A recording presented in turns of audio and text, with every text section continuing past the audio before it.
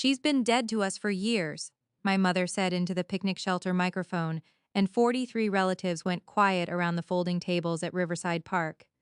She said it on a Saturday in June while my father stood beside her smiling, even though I was 24 years old, fully alive, and already trying to figure out why $224,000 from my grandmother's survivor account had been frozen behind a government death record I never filed.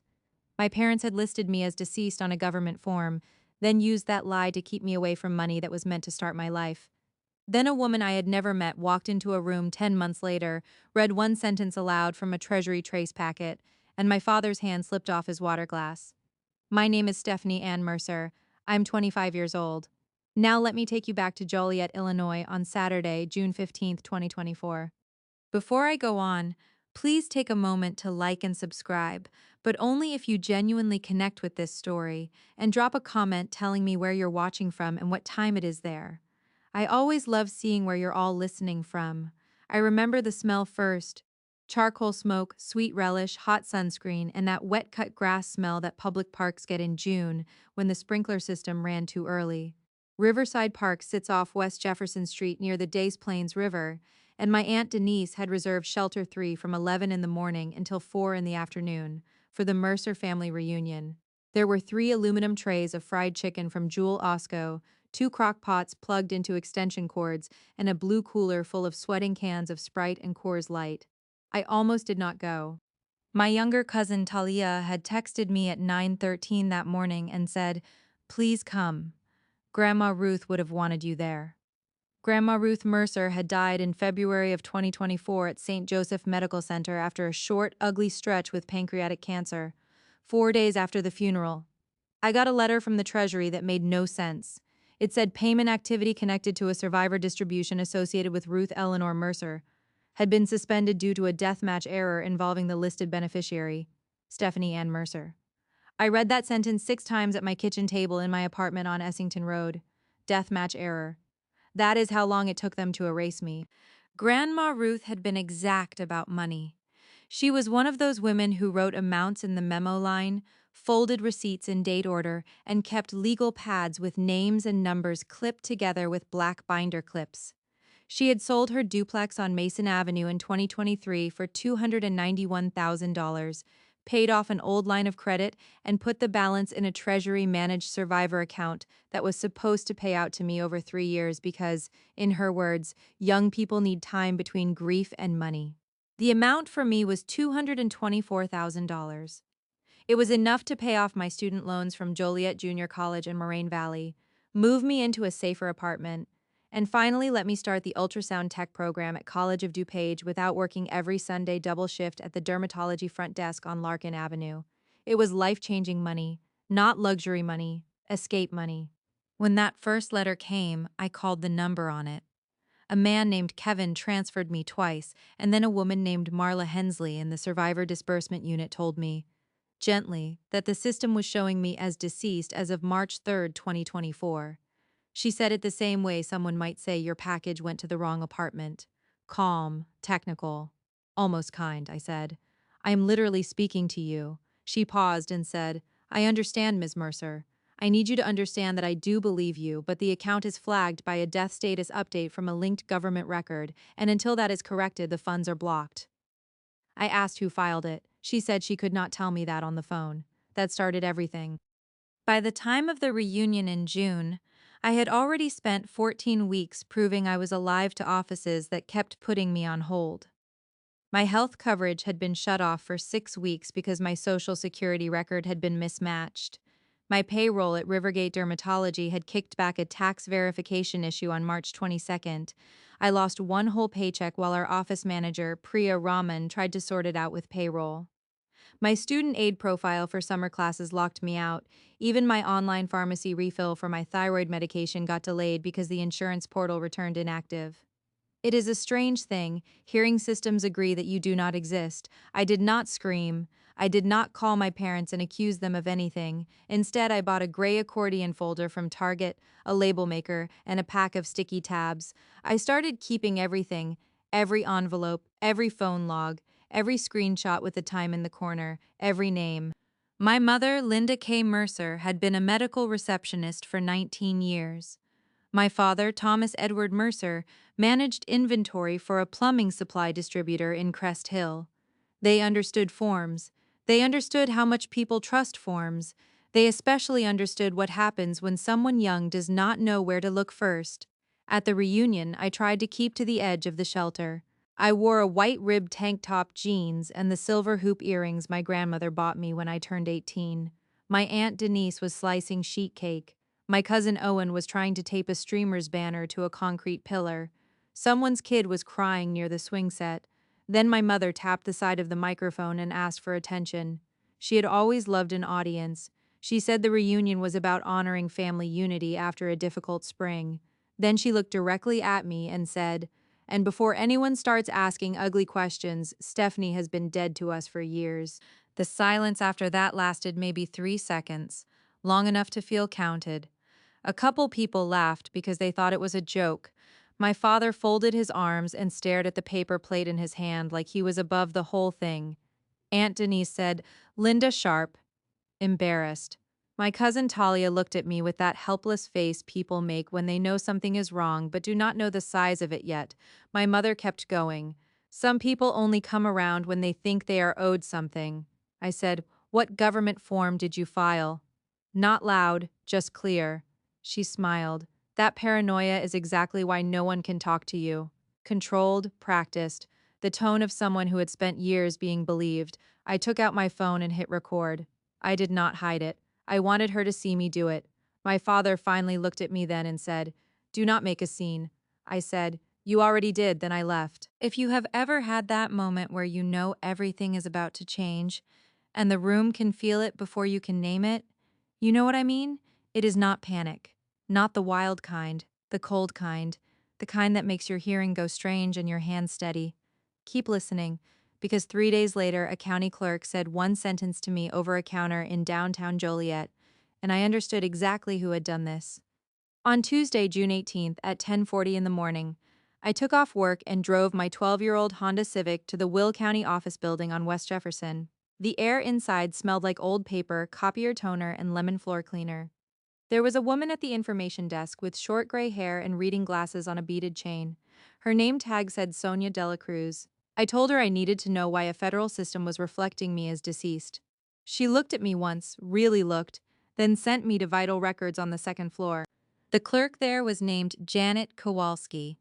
She had a navy cardigan on in June and a coffee ring on one cuff. I remember that because I stared at it while she searched. Her keyboard was loud. She asked me for my driver's license, then my social security card, then my birth certificate. I had all three in my folder. She said, "There is no death certificate for you in Will County." I felt my shoulders drop for half a second. Then she turned her monitor slightly away from me and frowned. She said, "There is, however, a death status verification request attached to your name and date of birth from March 4th. It was forwarded to a linked federal file because whoever sent it included enough matching information to trigger a review." I asked what document it came from. She lowered her voice. "An SSA L726 style field intake. It is not a county form, but the attached contact names are Thomas Mercer and Linda Mercer, listed as reporting relatives." I said, "Can I get that in writing?" She said she could give me a records request path and certify that the county had no death certificate for me. She could not print the federal intake itself. But she leaned closer and said, "You need to correct your death status directly through Social Security and ask for the originating contact notes. Bring proof of life. In person. Proof of life." That phrase should belong to kidnappings and war zones, not a Tuesday morning in Joliet when you're standing in discount sandals holding a manila folder. I went straight from the county building to the Social Security office on East Cass Street. The waiting room had fluorescent lights that made everyone look sick. A baby cried somewhere behind me for almost 20 minutes. A television in the corner ran a weather loop with the sound off. I took a number, B117. I waited 1 hour and 11 minutes. The claims specialist who called me up was named Carla Womack, mid-50s, crisp white blouse, silver cross necklace. I slid my documents under the glass and said, "Someone marked me dead." She blinked once and typed for a while. Then she looked up with the face of someone trying not to react. She said, "Ms. Mercer, I need to see a second photo ID if you have one." I handed her my passport card. She kept typing. The keys sounded harder now. Finally, she said, "A third-party report of death was entered on March 3rd and linked to a survivor review associated with another federal payment stream. The reporters named themselves as parents. They stated they were handling your affairs."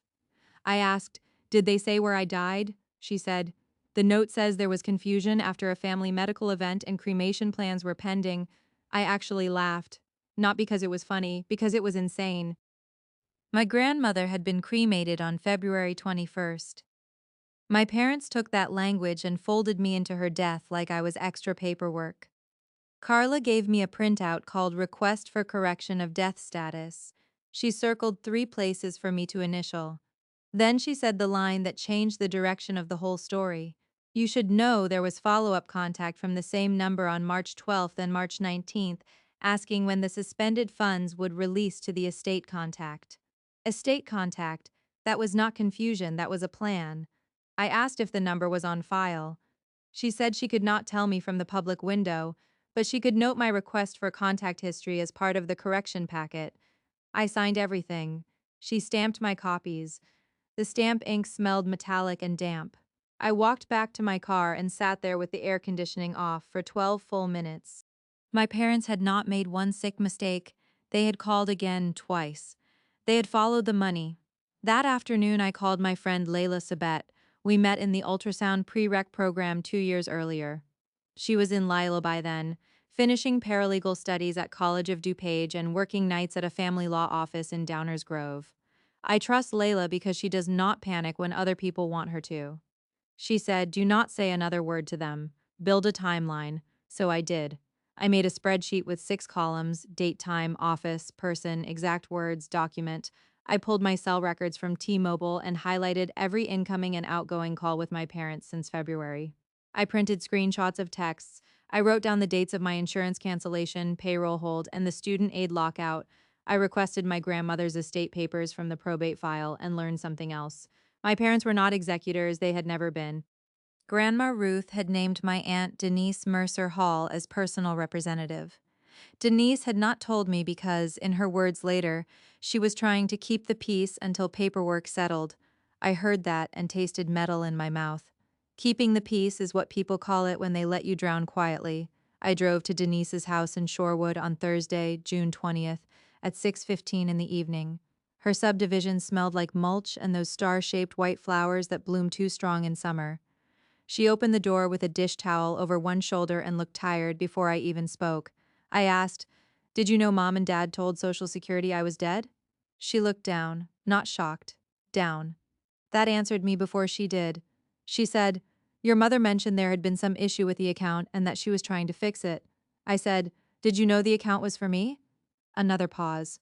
Then she said, very carefully, "Your grandmother believed the money would be safer if it reached you later, not through your parents." I remember the kitchen clock ticking behind her. I remember the smell of onions and butter from something on the stove. I remember thinking that even the room sounded guilty. I said, "How much did you know?" Denise closed her eyes. "I knew your parents were angry when they learned they were not controlling it. I knew your father asked me twice for the Treasury contact on the account. I did not give it to him.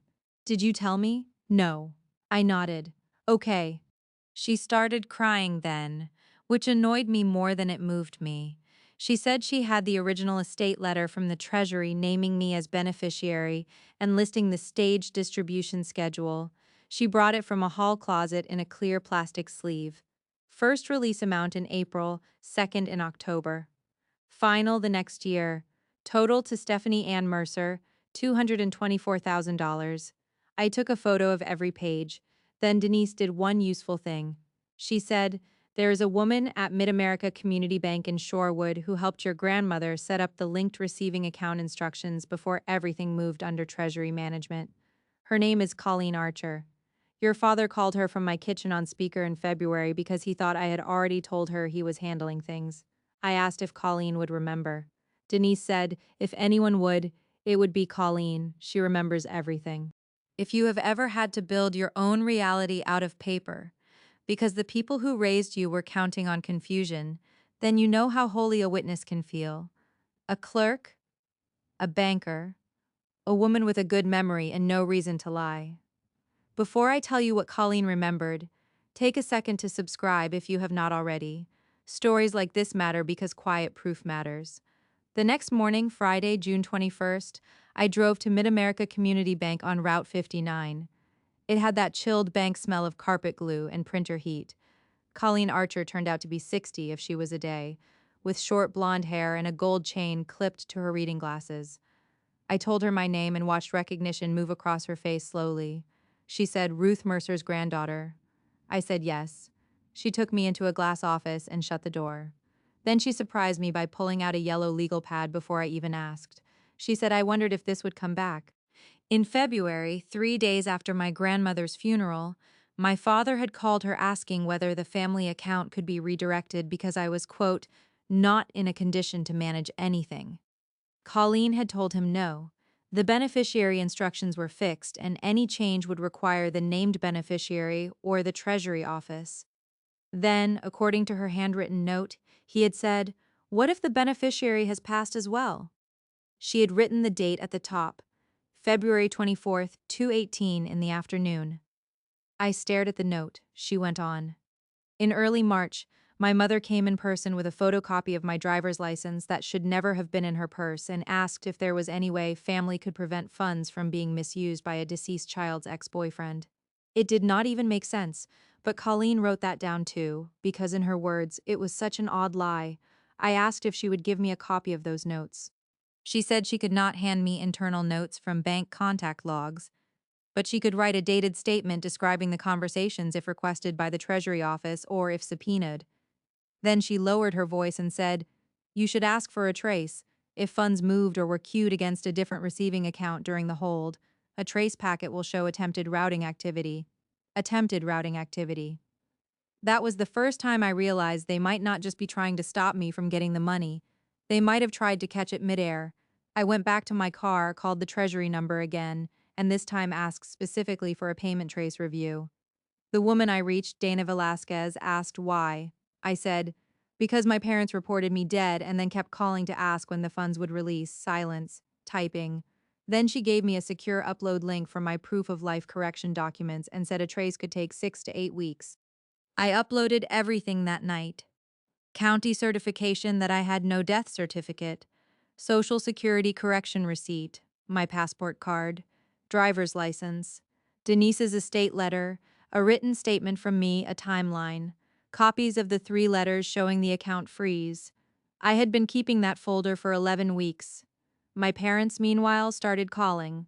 7 calls from my mother on June 22nd, 3 voicemails, one from my father at 9:47 that night saying, "This has gone far enough. You are upsetting people over a misunderstanding. Misunderstanding. I saved all of them." My mother texted, "You are humiliating us with agencies and offices. This family is grieving," I replied once. "Do not contact my employer," because I knew her. On Monday, June 24th at 1:12 in the afternoon, my office manager Priya came to my desk and said, "There is a woman online too saying she is your mother and that there has been fraud around your payroll records." I said, "Do not put her through." Priya looked at my face and nodded once. Already decided not to. Then she wrote the date and time on a sticky note and handed it to me. Every woman needs one person at work who understands documentation instinctively. Priya did. By July 8th, Social Security sent me a written confirmation that my death status had been corrected as false. The letter had a barcode and a case reference number in the top right corner. I carried 3 certified copies in my bag for the next 2 months like medication. My health coverage restarted, payroll untangled, student aid reopened, but the money stayed frozen pending trace review. That summer felt split in half. On one side, I was proving I existed, on the other. I was waiting to learn how far my parents had pushed a lie after it left their mouths and entered a system. Now let me take you back to Thursday, August 1st, 2024, 6:30 in the evening, to my apartment kitchen on Essington Road. The refrigerator made that rattling sound it always made before the compressor kicked on. I was eating watermelon out of a mixing bowl and going through my folder again when Denise called. She said your mother wants to hold a family dinner before Labor Day to clear the air. I laughed once, Denise said. Stephanie, please. She says she wants to make peace. I said no, she wants witnesses. Denise was quiet. Then she said something that mattered. There is something else. In March, your father asked me to sign a statement saying you had been living with Ruth and handling her medications and mail in the final weeks. I refused. He said it was for account housekeeping. There it was. Another document, another angle. I asked if he sent it to her. She said yes, email. She still had it. She forwarded it while we were on the phone. The attachment was called Family Status Affidavit Draft. It said I had been residing with my grandmother, had experienced emotional instability after concurrent bereavement events, and was presumed deceased or otherwise unavailable to manage disbursement. There was a blank line for Denise's signature, presumed deceased or otherwise unavailable. My father had written that sentence. I knew it because he used otherwise unavailable all the time when he talked about missing inventory shipments. I sent the document straight to Dana Velasquez at Treasury. She replied the next morning at 7:26 with 4 words, adding this to file. That was the first time I slept through the night in months. September came heavy and hot. On Sunday, September 8th at 4 in the afternoon, my mother hosted the peace dinner at my parents' house on Barberry Lane in Joliet. The same split-level house where I grew up, the same house where my mother once labeled shelves in the pantry with a black Sharpie because she said order prevented resentment. The house smelled like pot roast, lemon furniture polish, and the cedar chest by the entryway. There were 16 people there. Denise and her husband, Mark. Talia Owen, my father's brother Greg and his wife Pam, 2 older family friends from church. My parents had set the dining room table with the wedding china my grandmother hated. That detail would have made her laugh. I came because Dana from Treasury had called me on Thursday, September 5th at 3:42 in the afternoon and said the trace review was complete.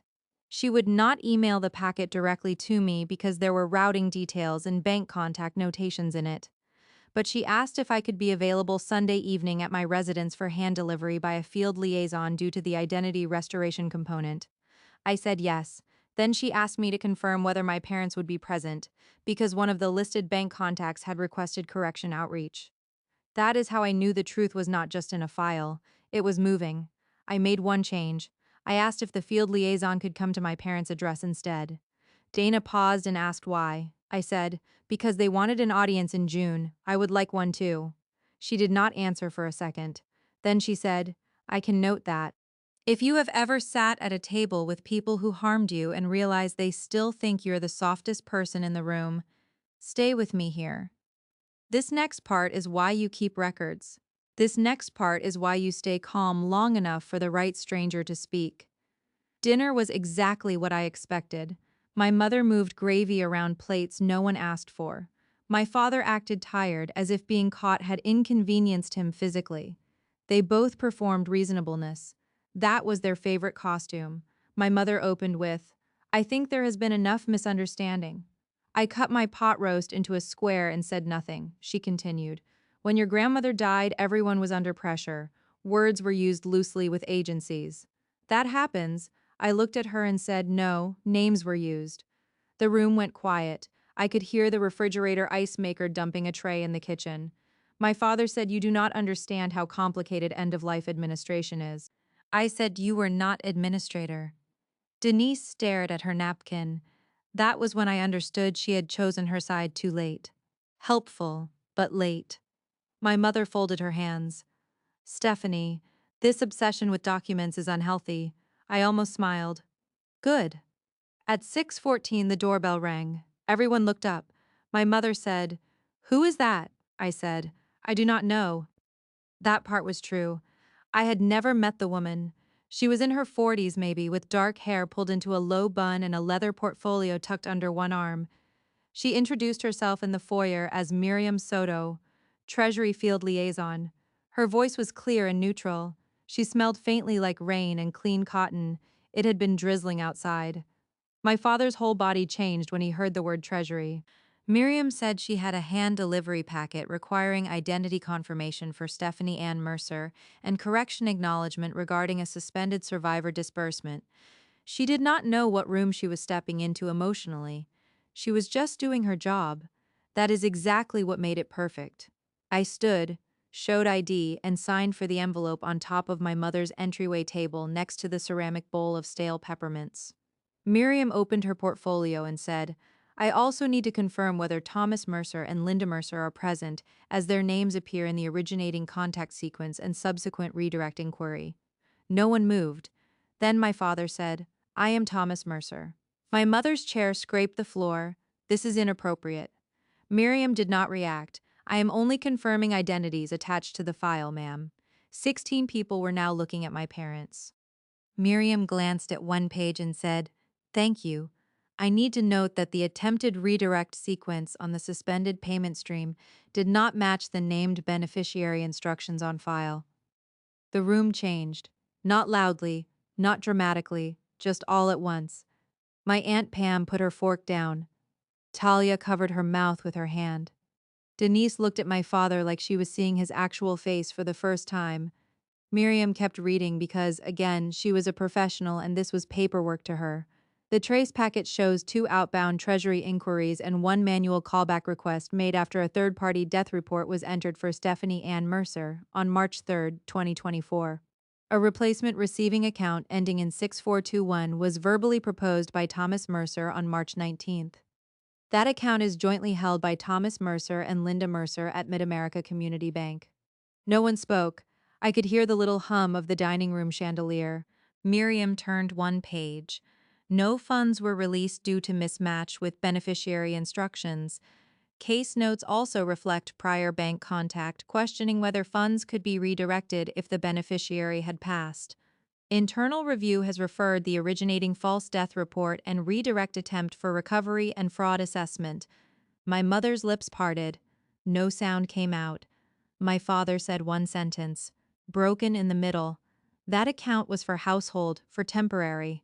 Miriam looked at him, not unkindly, just blankly, and said, Sir, I do not need an explanation. That was the end of his voice.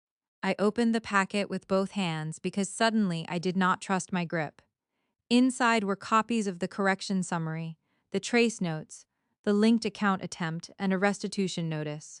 Since the payment stream had been obstructed by a false report, the staged distribution schedule was being restored with expedited release of the first 2 held disbursements directly to the beneficiary after verification. Total release pending to me within 10 business days was $149,333.33. The remaining balance would continue on schedule. There was also a separate notice addressed to my parents.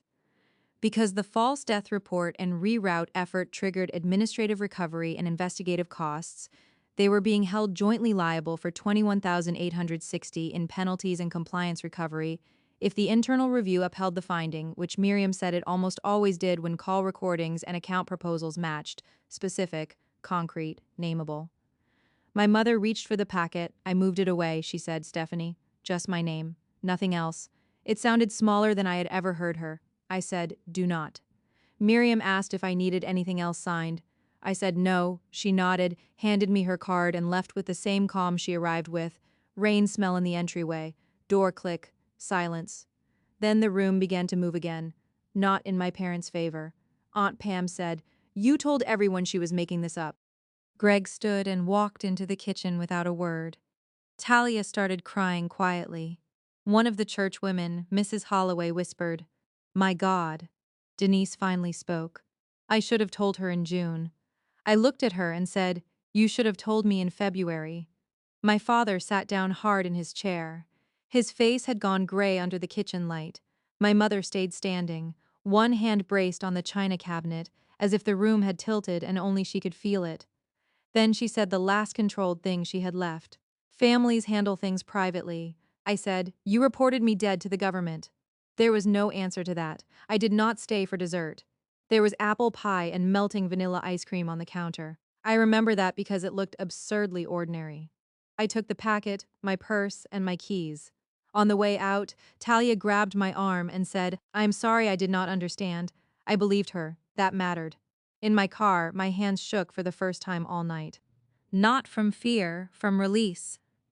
I sat under the porch light for a full minute, listening to rain tick against the windshield. Then I called Layla and read her the line about the joint account ending in 6421. She was silent, then said, "You won in the cleanest possible way." Clean is not the same thing as painless, but it matters. The next 10 business days were almost absurd after what came before. Treasury deposited the restored release exactly as promised. First, $74,666.67 on Wednesday, September 18th at 8:11 in the morning. Then another $74,666.66 on Monday, September 23rd at 7:59. I took screenshots of both deposits with the time visible. I paid off 31,200 in student loans that same afternoon. I moved 18,000 into a high-yield savings account at a credit union in Naperville. I set aside tuition for the ultrasound program. I replaced my bald front tires. I bought myself a navy blue couch that did not smell like someone else's dog, ordinary things, freedom things. My parents' consequences came in pieces. On October 7th, my father was put on unpaid leave from Great Lakes Plumbing Supply after an internal ethics review. He had used a company phone during work hours for one of the redirect calls, and Treasury's contact verification reached his employer because that number appeared in the file. He lost that job completely on October 29th. Inventory managers handle receiving accounts, vendor confirmations, shipment releases. Fraud language around account redirection is not survivable in that line of work. On October 14th, Mid-America Community Bank closed the joint checking account ending in 6421 and exited both my parents from their consumer accounts after internal review. Colleen Archer called me only to confirm that any future contact from them about my beneficiary funds should be reported immediately. Her voice was polite, firm, done. On November 12th, the administrative finding became final. My parents were ordered to repay $21,860 in penalties and compliance recovery costs within 90 days or face federal collection. I know the date because Denise sent me a photo of the first page after my mother left it on her counter and begged for help. Denise did not help. My mother also lost something she cared about more than I expected: reputation, not vague reputation, specific, church basement, potluck line reputation. The two women from dinner told people exactly what they heard. By Thanksgiving, my mother was no longer handling benevolence funds at Grace Fellowship Chapel. They took her off the committee quietly. She had spent 9 years managing those envelopes. Paper ruins the right people. You might think that was the part where I felt peace. I did not. Winning did not restore the 6 weeks my insurance vanished. It did not give me back the look on Priya's face when she had to ask if my payroll was real. It did not undo the county clerk saying proof of life to me like I was a body with a clerical problem. It did not change the fact that my mother used a microphone in a public park to rehearse my erasure before a crowd. The damage does not disappear because the numbers end in your favor. Now let me take you back one last time to Sunday, December 8th, 2024, at 3:20 in the afternoon. I was at my new couch, barefoot, sorting mail with a mug of cinnamon coffee beside me when there was a knock at my apartment door. It was my father. He looked smaller. Not older exactly, reduced. He had on the same brown Carhartt jacket he wore for years, though the zipper was half broken now. The hallway smelled like radiator heat and somebody's laundry detergent from downstairs. I did not invite him in. He said, "Your mother cannot sleep." I said nothing. He tried again. "This has gone too far." I almost admired the consistency. Even then, even there. He still thought consequence was a thing that happened to him unfairly, not a thing he built. I said, "You told the government I was dead." He rubbed a hand over his mouth. "We thought the funds would be tied up for years. Your grandmother made choices that hurt this family." I said, "She made choices that protected me from this family, that landed." He looked past me into my apartment and saw the moving boxes I had not unpacked yet, the new couch, the little round table from Target with my school catalog on it. Evidence of motion. Evidence that their plan had failed, he said very quietly. "Your mother says if you speak to her, she can explain." I said, "No, she can write it down." He blinked. "Why?" "Because paper had carried all the harm. Because paper had carried me back out." I said, "Because I want to see what lies look like when they have to sit still." He stood there for a second, then nodded once. Not agreement, defeat. He never sent the letter. My mother sent 2 Christmas cards, one to my apartment on December 16th that said, "Thinking of you this season, No apology, no mention of what she had done. The second came in January to my work address, which told me she still had not learned the boundary. Priya put it face down on my desk and said, "Do you want me to log this?" I said yes. She smiled a little and wrote the date. "There is one more person I need to tell you about. Talia." She was the one who had texted me to come to the reunion in June. She was also the first person in the family to stop accepting the cleaned up version. In January, she sent me screenshots from a family group chat I had been removed from months earlier.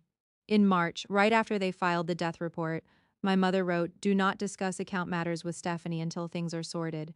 She is not stable enough for details." My father replied, "Handled." That screenshot did not change the official outcome. I did not need it to, but it changed something in me. It proved the lie had not been a last-minute panic after my grandmother died.